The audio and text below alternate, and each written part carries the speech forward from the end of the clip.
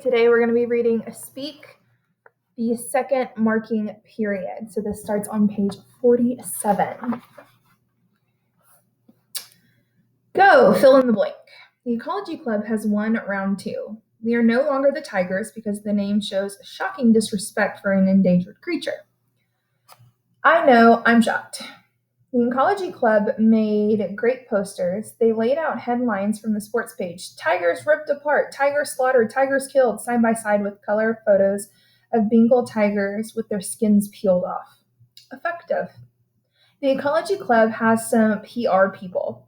The football team would have protested, but the sad truth is that they've lost every game for this reason. They are happy not to be called the Tigers. Other teams call them the Pussycats. Not manly. More than half of the school signed the petition, and the tree huggers got letters of support from a bunch of outside groups and 3 Hollywood actors. They herd us into the assembly that is supposed to be a democratic forum to come up with a new school mascot. Who are we? We can't be the Buccaneers because pirates supported violence and discrimination against women. The kids who suggested the shoemakers in honor of the old moccasin factory is laughed out of the auditorium. Warriors insults Native Americans. I think overbearing Eurocentric patriarchs would be perfect, but I don't suggest it. School council is holding an election before winter break. Our choices? The bees, useful for agriculture and painful to cross.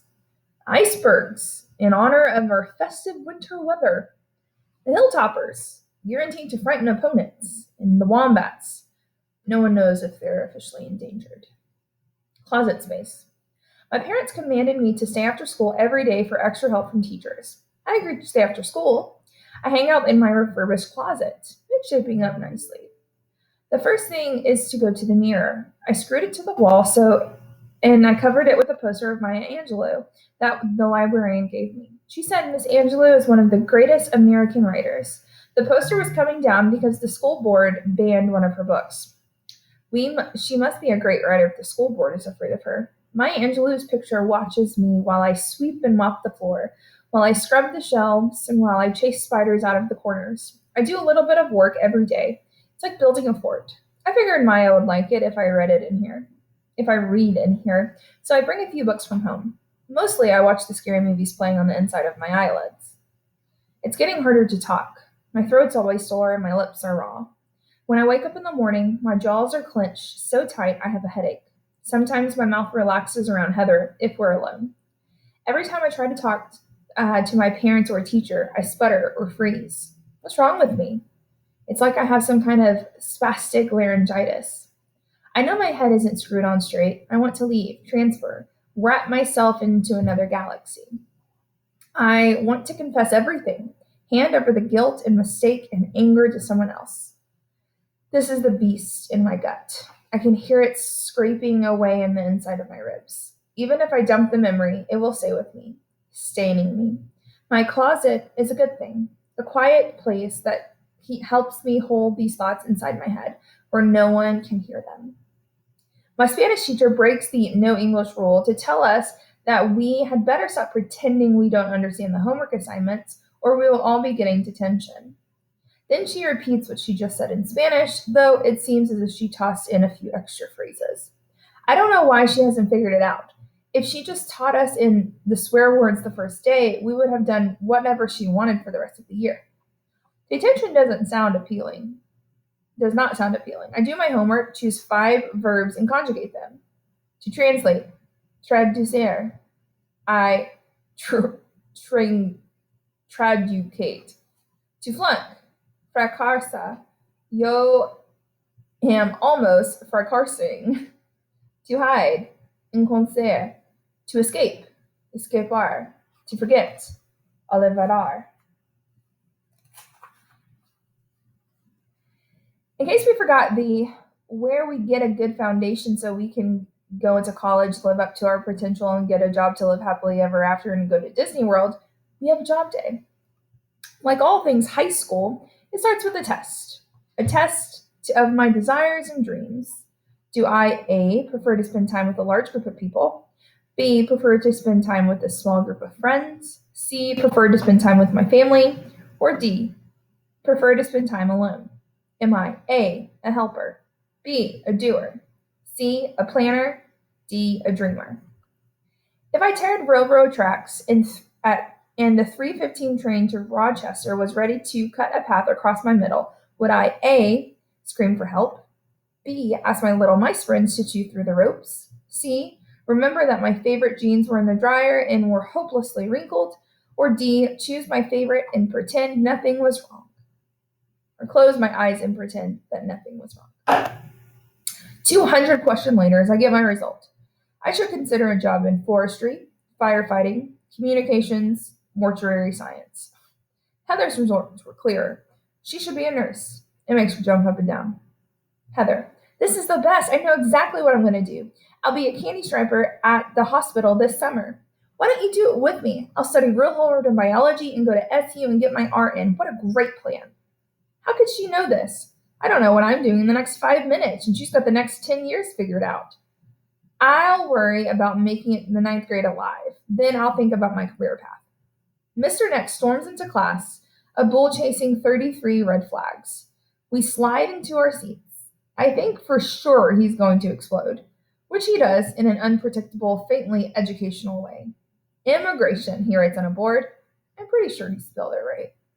Mr. Neck, my family has been in this country for over 200 years. We built this place, fought in every war from the first one to the last one, paid taxes, and voted. A cartoon thought formed bubbles over the heads of everyone in class. Will this be on the test? Mr. Neck, so tell me why my son can't get a job. A few hands creep skyward. Mr. Neck ignores them. It is a pretend question. One he asked so he could give the answer. I relax. This is like when my father complains about his boss. The best thing to do is to stay awake and blink sympathetically. His son wanted to be a firefighter, but didn't get the job. Mr. Neck is convinced that this is some kind of reverse discrimination. He says he would close our borders so that real Americans can get the jobs they deserve. The job test said that I would be a good firefighter. I wonder if I could take the job away from Mr. Neck's son. I tune out and focus on my doodle, a pine tree. I've been trying to carve a linoleum block in art class. The problem with the block is that there's no way to correct mistakes. Every mistake I make is frozen in the picture, so I have to think ahead. Mr. Neck writes on the board again, debate. America should have closed her borders in 1900s. That strikes a nerve, several nerves. I see kids counting backwards on their fingers, trying to figure out when their grandparents or great-grandparents were born, when they came to America, and if they had made it the neck cut. When they figured out that they would have been stuck in the country that hated them, or places with no schools, or a place with no future, their hands shot up. They begged to differ with Mr. Neck's learned opinion. I don't know where my family came from. Someplace cold where they ate beans on Thursdays and hang their wash out on the line on Monday. I don't know how long we've been in America. We've been in the school district since I was in the 1st grade. That must count for something. I started an apple tree. The arguments jump back and forth across the room. A few stuck-ups quickly figure out which side Mr. Neck is squatting on, and so they fight to throw out the foreigners. Anyone whose family immigrated in the last century has a story to tell about how hard their relatives have worked, the contributions they make to the country, and the taxes they pay. A member of the archery club tries to say that we're all foreigners and we should give the country back to the Native Americans, but she's buried under disagreement. Mr. Neck enjoys the noise until one kid challenges him directly. Brave kid. Maybe your son didn't get that job because he's not good enough, or he's lazy, or the guy who is better than him, no matter what his skin color. I think that white people who have been here for 200 years are the ones pulling down the country. They don't know how to work. They've had it too easy.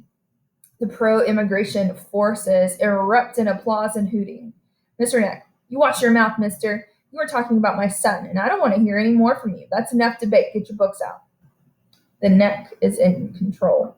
Showtime is over, and I try to draw a branch coming out of the tree trunk from the 315th time. It looks so flat and cheap and cruddy drawing. I have no idea how to make it come alive. I'm so focused that I don't notice at first.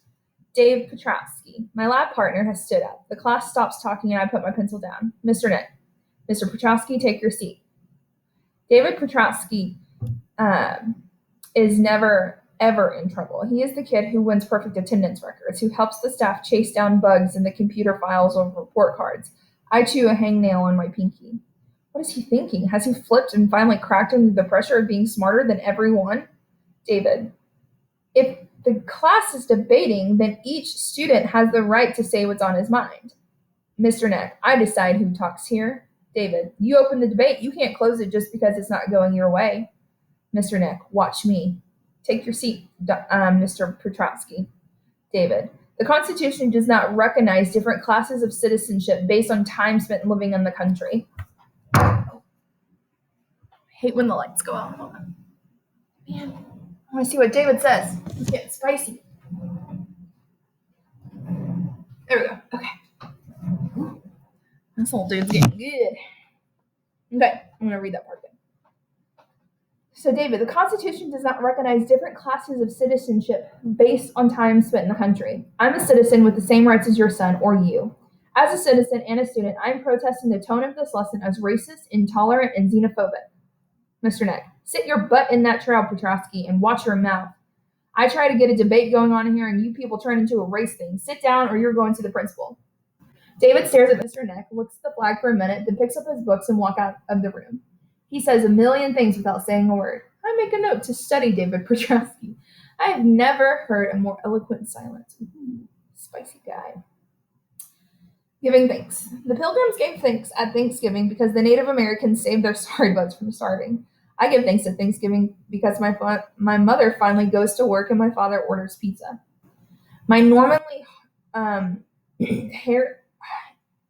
harried, rushed mother always turns into a strung-out retail junkie just before Turkey Day.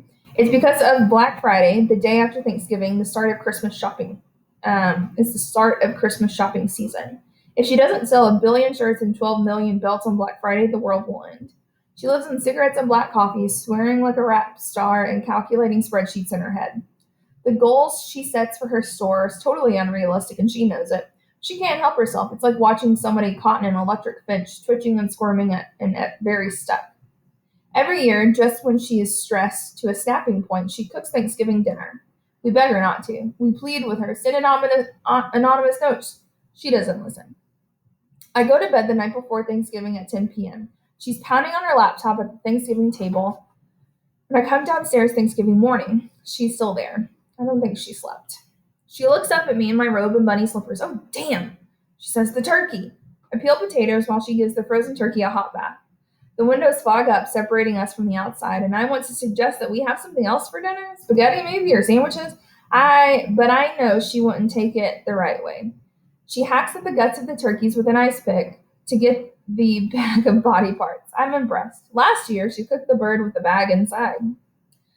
Cooking Thanksgiving dinner means something to her. It's like a holy obligation. Part of what makes her a wife and a mother. My family doesn't talk much, and we have nothing in common, but my mother cooks a proper Thanksgiving dinner. It says we'll be a family for 1 more year. Kodak logic. Only in film commercials does stuff like that work. I finish the potatoes. She sends me to the TV to watch the parades. Dad stumbles downstairs. How is she? He asks before he goes into the kitchen. It's Thanksgiving, I say. Dad puts on his coat. Donuts? He asks. I nod. The phone rings. Mom answers. It's the store. Emergency number 1. I go into the kitchen for a soda. She pours me orange juice, which I can't drink because it burns my scabby lips. The turkey floats into the sink, a 10-pound turkey iceberg. A turkey berg. I feel very much like the Titanic. Mom hangs up and chases me out with instructions to take a shower and clean my room. I soak in the bathtub. I fill my lungs with air and float on the top of the water, then blow out all of my breath and sink to the bottom. I put my head underwater to listen to the heartbeat. The phone rings again. Emergency number 2. By the time I'm dressed and the parades are over and Dad is watching football, Confectioner Sugar dusts the stubble of his face. I don't like when he bums around the house on holidays. I like when my dad clean-shaven and wearing a suit. He motions for me to get out of the way so he can see the screen. Mom is on the phone. Emergency number 3. The long, curly cord snakes around and around her thin body like a rope tying her to a stake. 2 drumstick tips poke out of an enormous pot of boiling water. She is boiling the frozen turkey. It's too big for the microwave, she explains. It will be thawed soon. She puts a finger in her free ear to concentrate on what the phone is telling her. I take the plain donut from the bag and go to my room. 3 magazines later, my parents are arguing. Not a rip roar, a simmering argument, a few bubbles splashing on the stove. I want another donut, but don't feel like wading through the fight to get it. They retreat to the corners when the phone rings again. Here's my chance. Mom has the phone to her ear when I walk to the kitchen, but she isn't listening to it. She rubs the seam from the kitchen and stares in the backyard. I join her at the sink. Dad strides across the backyard wearing an oven mitt and carrying a steaming turkey by one leg. He said it would take hours to thaw, mutters Mom. A tiny voice squeaks from the receiver. No, not you, Ted, she tells the phone. Dad lays the turkey on a chopping block and picks up a hatchet. Whack! The hatchet sticks the frozen turkey flesh. He saws back and forth. Whack! A slice of frozen turkey slides to the ground. He picks it up and waves at the window. Mom turns her back to him and tells Ted she's on her way. After Mom leaves for the store, Dad takes over dinner. It's the principle of the thing. If he gripes about the way she handled Thanksgiving, then he has to prove he can do a better job. He brings in the butchered dirty meat and washes it in the sink with detergent and hot water. Ugh, so gross. He rinses off the hatchet. Dad, just like the old days, right, Millie? Fella goes out into the wood and brings home dinner. This isn't so difficult. Cooking just requires some organization and the ability to read. Now get me the bread. I'm going to make real stuffing, the way my mom used to. You don't have to help. Why don't you do some homework? Maybe some extra credit work to pull those grades up. I'll call you when dinner's ready. I think about studying, but it's a holiday, so I park myself on the living room couch and watch an old movie instead. I smell smoke twice, wince when the glass shatters on the floor, and listen on the other phone to his conversation with the turkey hotline lady.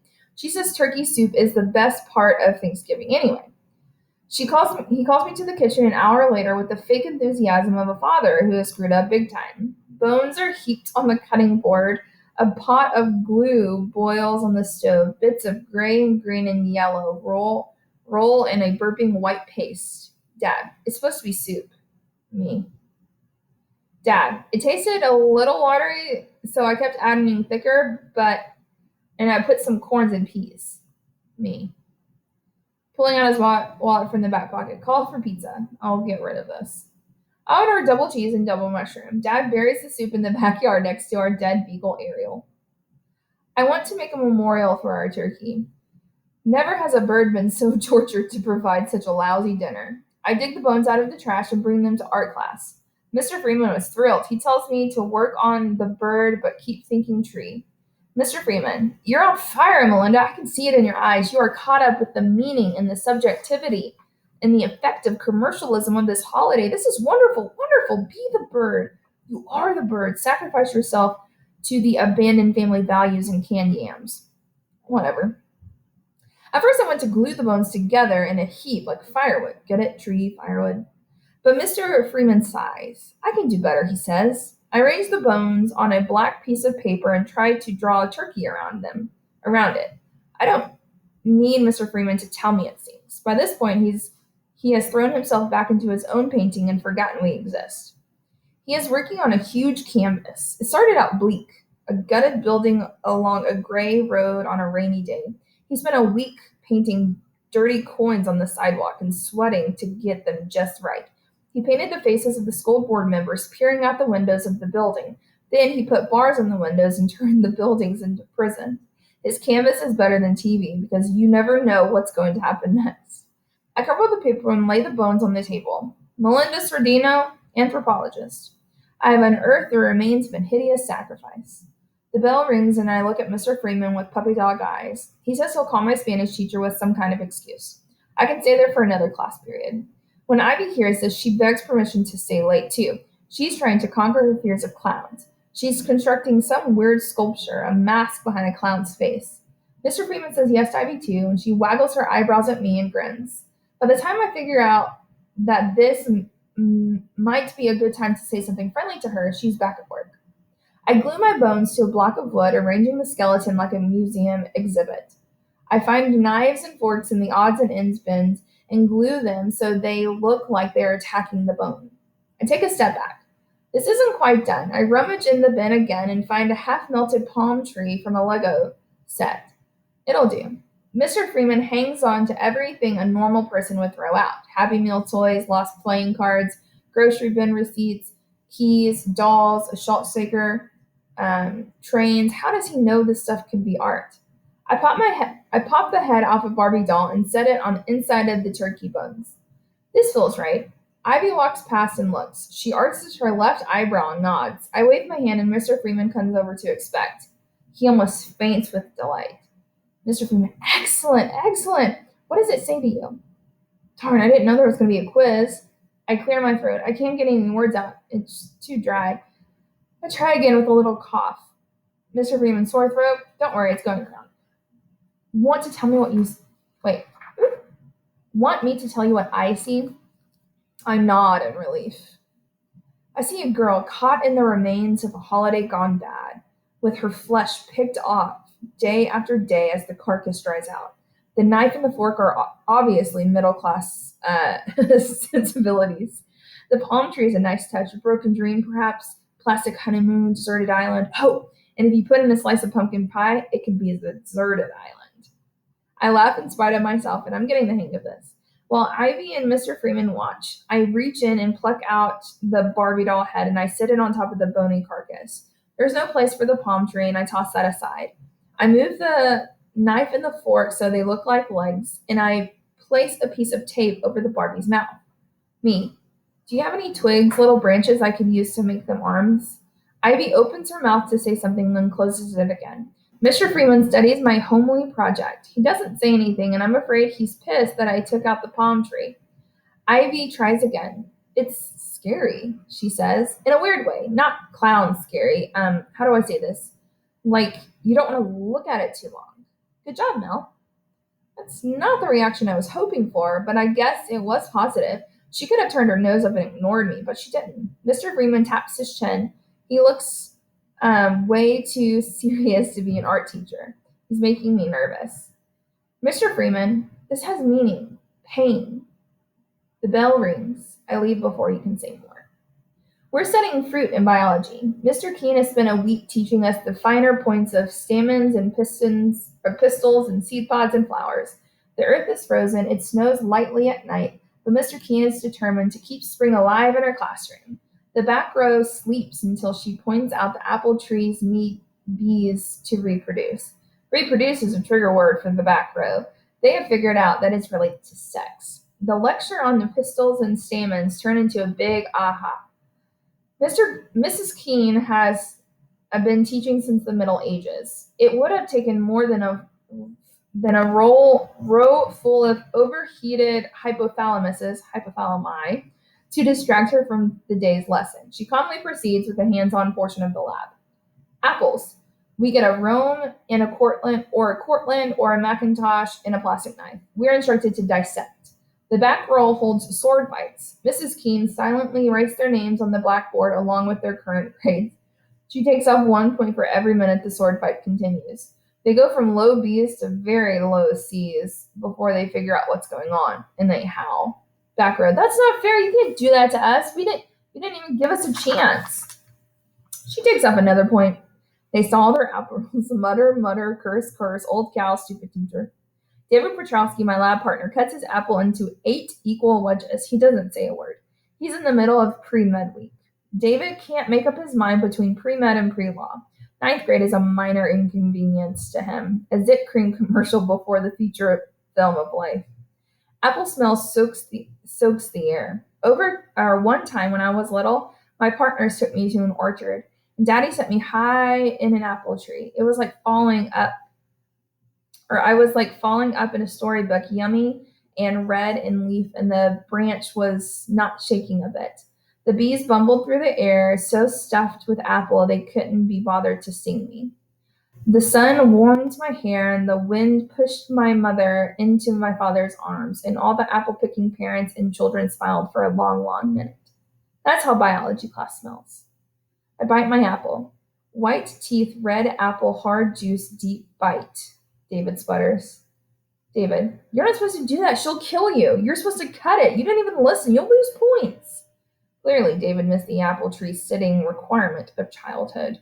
I cut the rest of my apple into 4 fat pieces. My apple has 12 seeds. One of the seeds has split its shell and reaches the white hand upward. An apple tree going from an apple seed growing in an apple. I show the little plant seed to Mrs. Keene. She gives me extra credit. David rolls his eyes. Biology's so cool. Rebellion is in the air. We only have a week left until before winter break, and students are getting away with murder, and the staff is too worn out to care. I hear rumors of eggnog in the faculty lounge.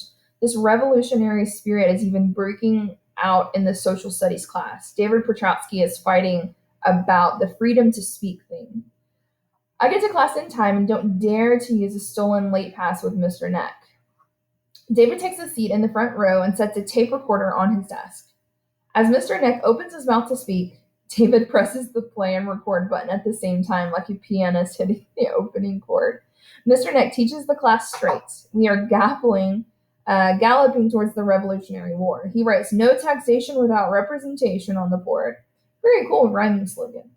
Too bad they didn't have bumper stickers back then. The colonists wanted a voice in the British Parliament. No one in power would listen to their complaints. The lecture is going to sound great on tape. Mr. Neck has prepared notes and everything. His voice is as smooth as a new poured road. No bumps. The tape will not be able to pick up the angry gleam in Mr. Neck's eyes, though. He glares at David the whole time he's speaking. If a teacher If a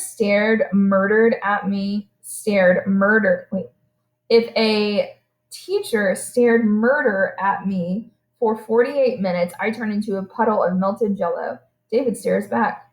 The school office is the best place to go for gossip. I overhear the sound bite about Petrowski's lawyer while I wait for another lecture from my guidance counselor about not living up to my potential. How does she know about what my potential is? Potential for what?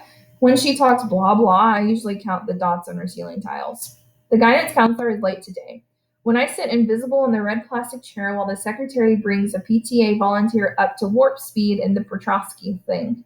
David's parents have hired a big, nasty, expensive lawyer. He's threatening to sue the school district and Mr. Neck for everything from incompetence to civil rights violations. David's tape recorder is allowed in class to document potential future violations. The secretary doesn't sound too upset at the idea that Mr. Neck could get canned. I bet she knows him personally. David must have mentioned the hairy eyeball treatment to his lawyer that afternoon because the next day there was a video camera set in the back of the class. David Petrowski is my hero. I like this cat, man. He is spicy. All right, wombats rule. I let Heather talk me into going to the Winters Assembly. She hates sitting alone almost as much as I do, and the Marthas have not issued an imperial invitation for her to sit with them. She's bummed, but she tries not to show it. In perfect Martha style, she wears a green sweater with a huge Santa face on it, red leggings, and a fluffy boots. Too perfect. I refuse to wear anything seasonal. Heather gives me my Christmas present early, bell earrings that chime when I turn my head. This means I'll have to get her something. Maybe I'll go wholesome and buy a friendship necklace. She's the friendship necklace type. The bells are a great choice. I shake my head all through Mr. Principal's speech to drown out his voice. The orchestra plays an unrecognizable tune, and Heather says the school board won't let them perform Christmas carols or Hanukkah songs or Kwanzaa tunes. Instead of multicultural, we have no cultural. The high point of the assembly is the announcement of the new name of the mascot. Principal reads the total votes. Bees, 3. Icebergs, 17. Hilltoppers, 1. Wombats, 32. The other 1,547 votes were write-ins or ineligible. The Merryweather Wombats has a nice ring. We're the Wombats, woozy, wicked Wombats. Worried, withdrawn, weepy, weird Wombats. We pass Raven Cheerleader and Amber Cheerleader on the way to the bus. They wrinkle their brows as they struggle to rhyme wombat. Democracy is a wonderful institution. That's awful.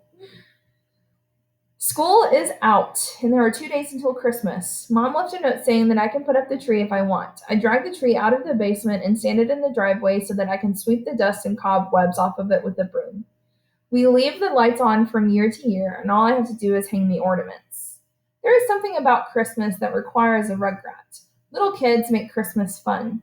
I wonder if I could rent one for the holidays. When I was tiny, we would buy a real tree and stay up late drinking hot chocolate and finding just the right place for the special decorations. It seems like my parents gave up the magic when they figured out the Santa lie. Maybe I shouldn't have told them I knew where the presents really came from. It broke their hearts. I bet they'd be divorced by now if I hadn't been born. I'm sure I was a huge disappointment. I'm not pretty or smart or athletic. I'm just like them, an ordinary drone dressed in secrets and lies. I can't believe we have to keep play acting until I graduate. It's a shame we just can't admit that we've failed the family living, sell the house, split up the money, and get on with our lives. Merry Christmas. I call Heather, but she's shopping. We would. What would Heather do if she were here and the house didn't feel like Christmas? I will pretend to be Heather. I bundle up in geeky snow clothes, wrap a scarf around my head, and plunge into a snowdrift. The backyard is gorgeous. The trees and bushes are all wrapped in ice, reflecting sunlight into something powerful, just to make a snow angel. I troop into an unmarked piece of snow and let myself fall backwards. The scarf falls over my mouth and I wave my wings. The wet wool smells like first grade. Walking to school on the cold morning with my milk honey jangling in the tips of my mittens. We lived in a different house then, a smaller house. My mom worked at a jewelry counter and was home after school. Had a nicer boss and talked all the time about buying a boat. I believed in Santa Claus. The wind stirs the branches overhead. My heart clings like a fire bell. The scarf too tight in my mouth and I pull it off just to breathe. The moisture of my skin freezes. I want to make a wish, but I don't know what to wish for. And I have snow up my back. I break off branches from the holly bush and a few sprigs of pine and carry them inside. I tie them together with red yarn and set them on the fireplace mantel and the dining room table. It doesn't look as nice as when the lady on TV did it, but it makes the place smell better. I wish I could borrow a kid for a few days. I sleep until noon on Christmas, and I give Mom a black sweater and Dad a CD of 60 hits. They give me a handful of gift cards, a TV for my room, ice skates, and a sketch pad with charcoal and pencils. They say they've noticed me drawing. Oh, they love her. That's so sweet. I almost tell them right then and there. Tears flood my eyes. They've noticed that I've been trying to draw. They noticed. I try to swallow the snowball in my throat. This isn't going to be easy. I'm sure they suspect I was at the party. Maybe they even heard about me calling the cops. But I don't want to tell them everything as I sit there on our plastic Christmas tree while Rudolph the Red-Nosed Reindeer video plays. I wipe my eyes and they wait the unsure smiles. The snowballs grow larger, and snuck home. When I snuck home that night, they weren't in the house. Both cars were gone, and I was supposed to be at Rachel's all night long. They weren't expecting me, that's for sure. I showered until the hot water was gone, and then I crawled in bed and did not sleep. Mom pulled in around 2 a.m., and Dad just before sunup. They had not been together. What had they been doing? I thought I knew. How can I talk to them about that night? How can I start? Rudolph starts out on the ice floe. I'm independent, he declares. Dad looks at his watch, and Mom stuffs the wrapping paper into a garbage bag. They leave the room, and I'm still sitting on the floor holding the paper and the charcoals. I didn't even say thank you. Take a break. All right, hard labor. I had 2 days of freedom before parents decided I wasn't going to lounge around the house all vacation. I had to go to work with them. I'm not legally old enough to work, but they don't care. I spent the weekend at Mom's store dealing with all the merchandise brought back by grumpy people. Did anyone in Syracuse get what they wanted for Christmas? Sure doesn't seem like it. Since I'm underage, Mom sticks me in the basement stock room. I'm supposed to refold shirts, sticking them with 11 pens. The other employees watch me like I'm a rat. Like my mom has sent me to the basement to spy on them. I found a few. I fold a few shirts, then kick back and take out a book. They relax. I'm one of them. I don't want to be there either. My mom obviously knows I did squat, but she doesn't say anything in the car. We don't leave until way after dark because she has so much work to do. Sales have sucked and she didn't get anywhere near the goal she set. Layoffs are coming. We stopped at the traffic light, and Mom closes her eyes. Her skin is a flat gray color, like underwear washed so many times it's about to fall apart. I feel bad that I didn't fold more shirts for her. The next day, they sent me to Dad's. He sells some kind of insurance, but I don't know how or why. He sets up a card table for me in his office. My job is to put calendars into envelopes, seal them up, and stick them with mailing labels. He sits me at his desk and talks to his buddies on the phone. He gets to work with his feet up. He gets to laugh with his friends on the phone. He gets to call out for lunch. I think he deserves to be in the basement folding shirts and helping my mother. I deserve to be watching cable or taking a nap or even going to Heather's house. By lunchtime, my stomach boils with anger. Dad's secretary says something nice to me when she drops off my lunch, but I don't answer her. I glare daggers back at my father's head. Angry, angry, angry. I have another million envelopes to close. I run my tongue over a gross, gummy envelope flap. A sharp edge of the flap cuts my tongue and I taste in my blood. Its face suddenly pops up in my mind. All of the anger whistles out of me like I'm a popped balloon. Dad's really pissed when he sees how many calendars I bled on. He mentions a need for professional help. I'm actually grateful to go back to school. Now that there's 2 feet of snow on the ground, the phys ed teachers let us have class inside. They keep the gym at about 40 degrees because a little cold air never hurt anyone. Easy for them to say, they wear sweatpants. The first inside sport is basketball. Mrs. Connors teaches us how to throw foul shots. I step on the line, bounce the ball twice, and put it through the net. Miss Connors tells me to do it again and again. She keeps bouncing balls my way, and I'm trying to put them up. Swish, swish, swish. 240 shots later, 42 shots later, my arms wobble and I miss one. By that time, the entire class has gathered around and is watching me. Nicole is just about bursting. I have to join the team, she shouts. Miss Connors, meet me back here during activity period. You are going places with that arm. Me. It is sad and downtrodden Miss Connors who meets me 3 hours later. She holds my current grades by 2 fingers. D, C, B minus, D, C minus, C, A. No basketball team for me because the A is in art, and my GPA is a whopping 1.7. Mrs. Connors did not win a lacrosse scholarship by being dimmer or hesitant. She times me and wins sprints and puts me on the line to shoot. Miss Connors. Try an outside shot, bank it off the board. Have you thought about a tutor? Nice shot. It's those D's that are killing you. Try a layup. That needs work. I can maybe do something about the social studies grade, but your English teacher is impossible. She hates sports. Do you have a hook shot? I just do what I'm told.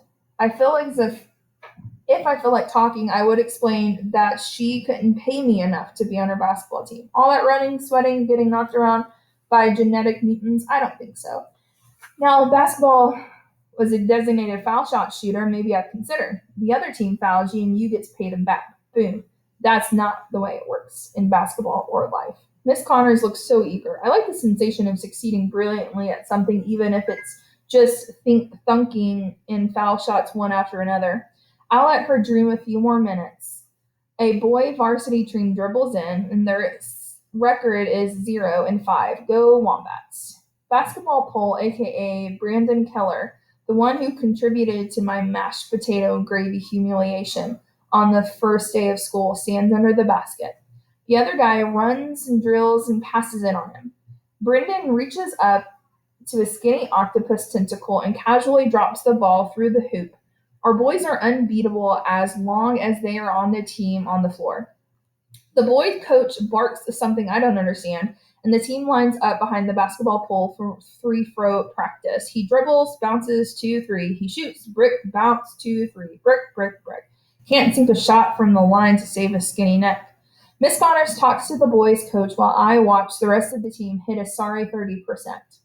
When she blows her whistle and waves me over, the boys clear out of the way and I take my place on the line. Show him, commands Miss Connor. Trains seal me, bounce, bounce, up, swish, again and again and again until the guys stop bouncing and everyone is watching. Miss Connors and the basketball coach talk serious frown, talk arms on hips and biceps flexing. The boys stare at me, visitors on the planet Foul Shot. Who is this girl? Miss Connor punches Coach in the arm. Coach punches Mrs. Connors in the arm. They offer me a deal. If I volunteer to teach the basketball pole how to swish a foul shot, I will get an automatic A in gym. I shrug my shoulders and they grin. I couldn't say no. I couldn't say anything. I just wouldn't show up. The art room is blooming like a museum full of O'Keeffe's, Van Goghs, and that French guy who painted flowers with tiny dots. Mr. Freeman is the Vogue teacher of the moment.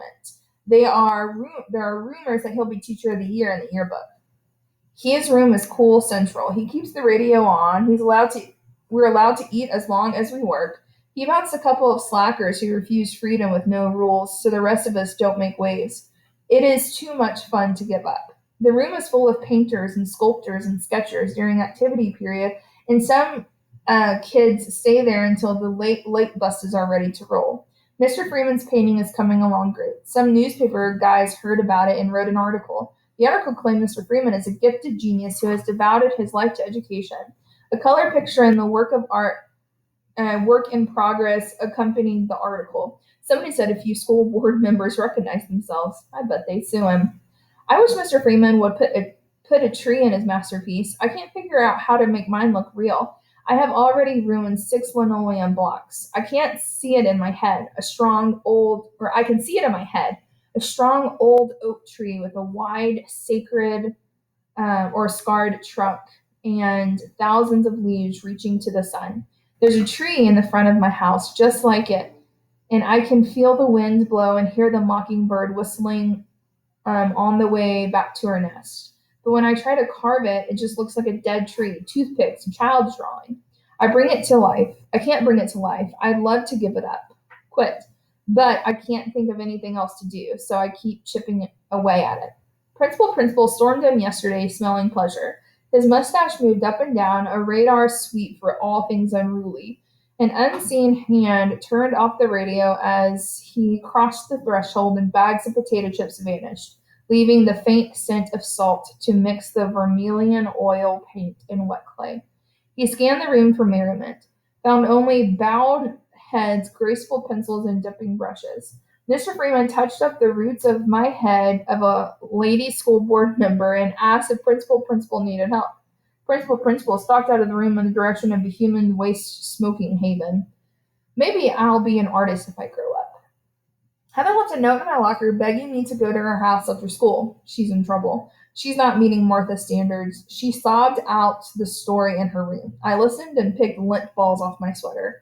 The Marthas held a crafting meeting to make the Valentine's Day pillows for little kids who are in the hospital. Meg and Emily sewed up 3 sides of the pillows while others stuffed and stitched and glued hearts on the teddy bears. Martha was in charge of the hearts. She was all flustered because a few Marthas didn't like her outfit. They yelled at her for gluing the hearts crooked. The top of the glue gun came off and completely ruined the pillow. At this point of the story, she throws a doll across the room and moved the nail polish out of her reach. Meg demoted Heather to pillow stuffing. Once the pillow production line was again rolling smoothly, the meeting began. Topic: the canned food drive.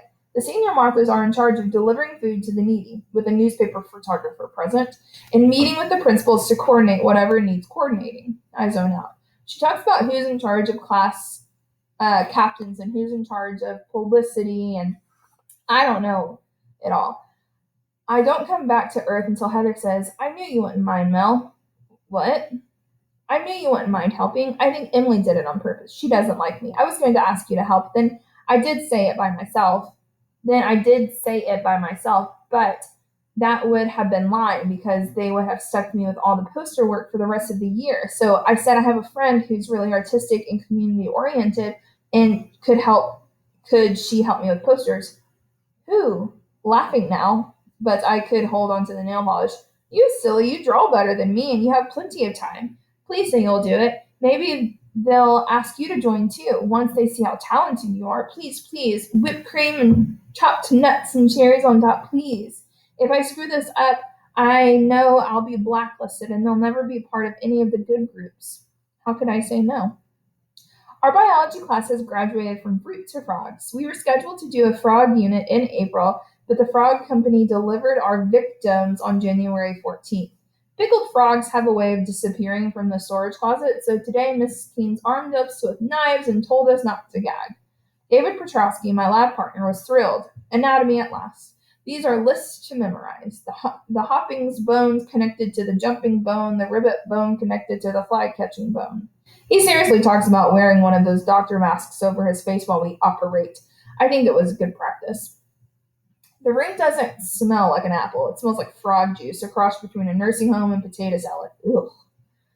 The back row pays attention. Cutting dead frogs is cool. Our frog lies on her back, waiting for a prince to come and princessify her with a smooch. I stand over her with my knife. Miss Keene's voice fades to a mosquito whine. My throat closes off. It's hard to breathe, and I put out my hand to steady myself against the table. David pins her froggy hands to the dissection tray. He spreads her froggy legs and pins her froggy feet.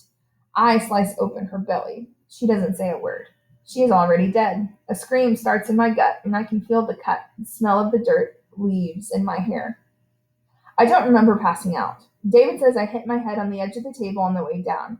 The nurse calls my mom because I need stitches. The doctor stares into the back of my eyes with a bright light. Can she read the thoughts hidden in there?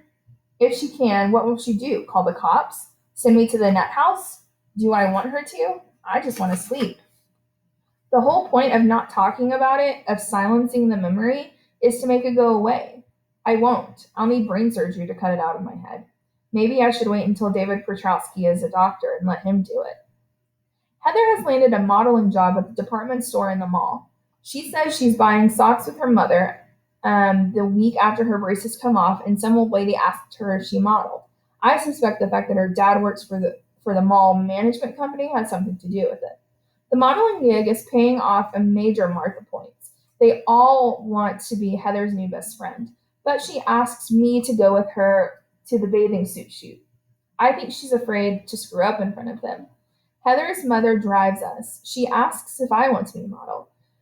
Heather says I'm too shy. I look at her mother's eyes, watching me in the rearview mirror, and hide my mouth with my fingers. The scabs on my lips are especially gross in that little rectangle mirror. Of course I want to be a model. I want to paint my eyelids gold. I saw that on a magazine cover, and it looked amazing. I turned the model into a sexy alien that everyone would look at, but no one dared touch. I like cheeseburgers too much to be a model. Heather has stopped eating and complains about fluid retention. She should worry more about brain retention the way she's dieting away her gray matter. I last checked, she was wearing a size 1.5, and she has to get down to a size 1. The photo shoot is in a building cold enough to store ice. Heather looks like our Thanksgiving turkey wearing a blue bikini. Her goosebumps are bigger than her boobs. I'm shivering, and I'm wearing a ski jacket and a wool sweater. The photographer turns up the radio and starts bossing the girls around. Heather totally gets into it. She throws her head back and stares at the camera and flashes her teeth. The photographer keeps saying, sexy, sexy, very cute. Look this way, sexy. Think beach, think boys. It creeps me out. Heather sneezes in the middle of the group pose, and her mother runs in with tissues. It must be catching. My throat is killing. I want a nap. I don't buy the gold eyeshadow, but I do pick up a bottle of Black Death nail polish. It's gloomy with little squiggly lines of red in it. My nails are bitten to the bleeding point, but it'll look natural. I need to get a shirt that matches, something in tubular gray. Mr. Stitman won't give up. He is determined to prove once and for all that algebra is something we will use the rest of our lives. If he succeeds, I think they should give him the Teacher of a Century award and a 2-week vacation in Hawaii, all expenses paid. He comes to class every day with a new real-life application. It is sweet that he cares enough about algebra and his students to want to bring them together. He's like a grandfather who wants to fix up 2 young kids that he just knows would be a great couple. Only the kids have nothing in common and they hate each other. Today's application has something to do with buying guppies at a pet store and calculating how many guppies you could breed if you want to go into the guppy business. Once the guppies turn into X's and Y's, my contacts fog. Class ends with a debate between animal rights activists who say it's immoral to own fish and the red-blooded capitalists who know a lot of better ways to make money than investing in fish that eat their young. I watch the snow falling outside. Hair Woman is torturing us with essays. Do English teachers spend their vacation dreaming up these things? We do. The first essay this semester was a dud. Why America is Great in 500 words. She gave us 3 weeks. Only Tiffany Wilson turned it in on time. But the assignment was not a complete failure. Hair Woman runs the drama club, and she recruited several new members based on their performances as to why they needed an extension. She has a warped sense of humor as well as a demented beautician. The next essay was supposed to be fictional, the best lost homework excuse ever in 500 words. We had one night. No one was late. But now Hair Woman was on a roll. How would I change high school? Lower the driving age to 14. The perfect job. Her topics are fun, but she keeps cranking them out one after the next. First, she broke our spirits by overwhelming us with work we couldn't really complain about because the topics are kind of things we talk about all the time. Recently, she started sneaking in grammar, shudder, into classroom. One day, we worked on verb tenses. I surfed the net. I surfed the net. I was surfing the net. Then lively adjectives. Does it sound better to say Nicole's old lacrosse stick hit me on the head or Nicole's bark yellow, gnarled, blood-stained lacrosse stick hit me on the head? She even tried to teach us the difference between active voice, I snarfed the Oreos, and passive voice, the Oreos got snarfed. Words are hard work. I hope they send Hair Woman to a conference or something. I'm ready to help pay for a sub. I worked on Heather's posters for 2 weeks. I try to draw them in the art room, but too many people watch me. It is quiet in my closet, and the markers smell good. I could stay here forever. Bring a can, save a life. Heather told me to be direct. It's the only way to get what we want. I draw posters of basketball players shooting cans through a hoop. They demonstrate very good form. Heather has another modeling job, tennis clothes, I think. She asks me to hang the posters for her. I actually don't mind. It's nice having kids see me do something good. Might help my reputation. I'm hanging a poster outside the metal shop when it creeps up. Little flecks of metal slice through my veins. It whispers to me, fresh meat. That's what it whispers. It found me again. I could tell I thought I could ignore it. There are 400 other freshmen here, 200 female, plus all the other grades, but he whispers to me. I can smell him over the noise of the metal shop, and I drop my poster in the masking tape, and I want to throw up. I can smell him, and I run, and he remembers, and he knows. He whispers in my ear. I lie to Heather about the masking tape, and I say I put it back in the supply box. My guidance counselor calls Mom at the store to pave the way for my report card. Must remember to send her a blank thank you note. By the time we eat dinner, the battle is roaring at full pitch. Grades, blah, blah, blah. Attitude, blah, blah, blah. Help around the house, blah, blah, blah. Not a kid anymore, blah, blah, blah. I watch the eruptions. Mount Dad, long dormant, now considered armed and dangerous. Mount St. Mom, oozing lava, spitting flame. Warn the villagers to run to sea. Behind my eyes, I conjugate irregular Spanish verbs. A minor blizzard blows outside. The weather lady says it's a lake effect storm. The wind from Canada sucks up water from Lake Ontario and runs it through a freezing machine and dumps it in Santa Cruz. I feel the wind is fighting to break through our storm windows. I want the snow to bury our house. They keep asking questions like, what is wrong with you? And do you think this is cute? How can I answer? I don't have to. They don't want to hear anything I have to say. They ground me until the second coming. I have to come straight home after school unless Mom arranges for me to meet with the teacher. I can't go to Heather's, and they're going to disconnect the cable. Don't think they'll follow through on that one. I do my homework and show it to them like a good little girl. When they send me to bed, I write a runaway note and leave it on my desk. Mom finds me sleeping in my bedroom closet. She hands me a pillow and closes the door. No more blah blahs. I open a paper clip and scratch it on the inside of my left wrist. Pitiful. If a suicide attempt is a cry for help, then what is this? A whimper? A peep? I draw little window cracks of blood, etching line after line until it stops hurting. It looks like I arm wrestled a rosebud. Mom sees the risk at breakfast. Mom, I don't have time for this, Melinda. Me. She says suicide is for cowards. This is an ugly, nasty mom side. She brought a book about it. Tough love, sour sugar, barbed velvet, silent talk. She leaves the book on the back of the toilet to educate me. She has figured out that I don't say too much. It bugs her.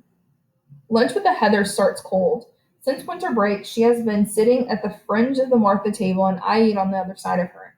I can tell something is up as soon as I walk in. All the Marthas are wearing matching outfits. Navy corduroy miniskirts, striped tops, and clear plastic purses. They must have gone shopping together. Heather doesn't match. They hadn't invited her.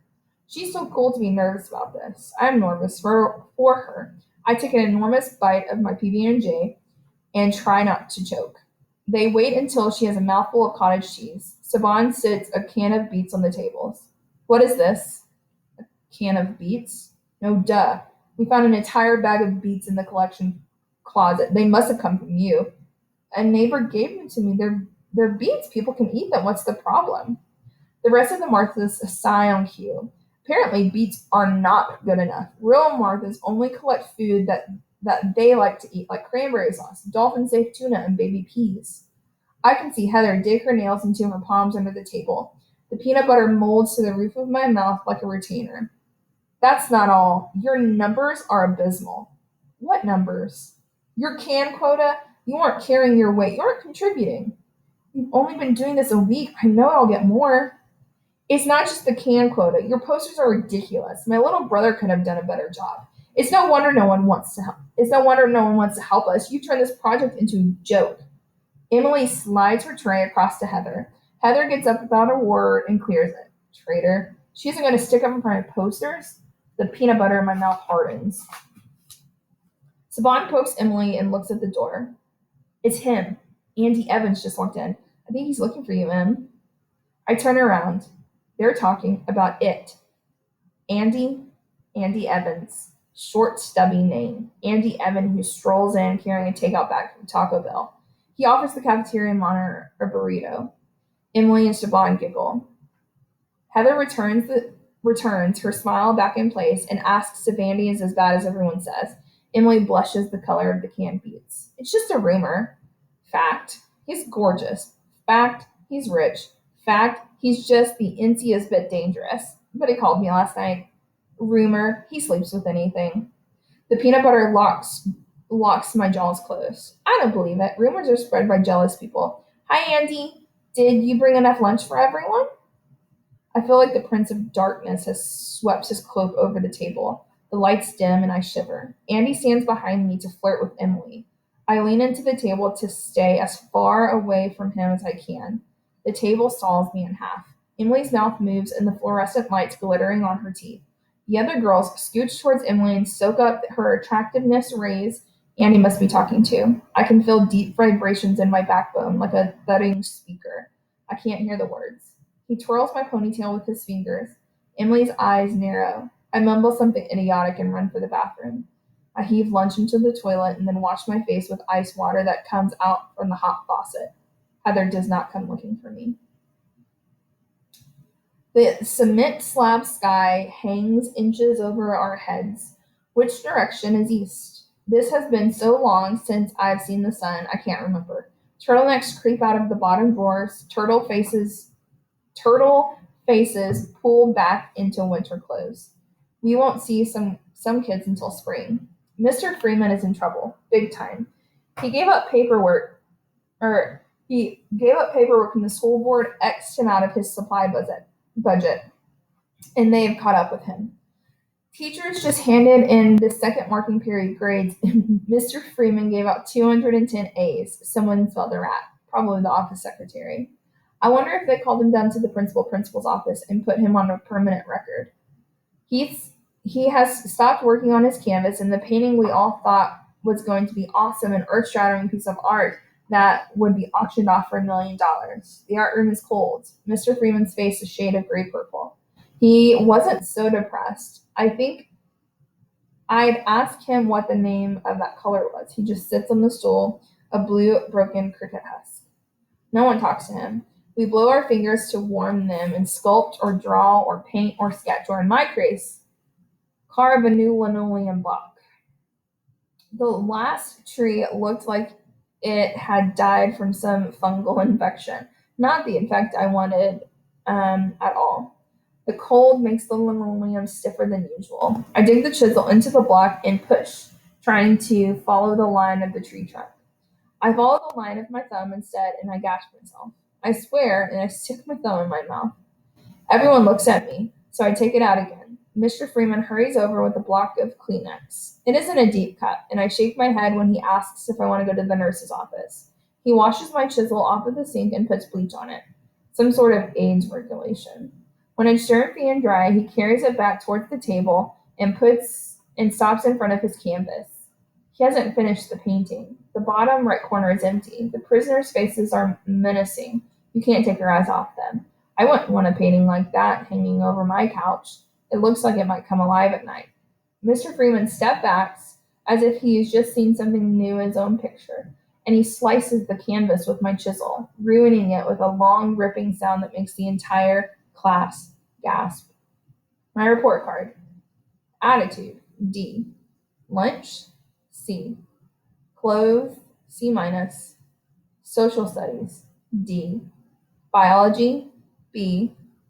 English, C minus. Spanish, C minus. Algebra, C minus. Gym, C minus. Art, A plus.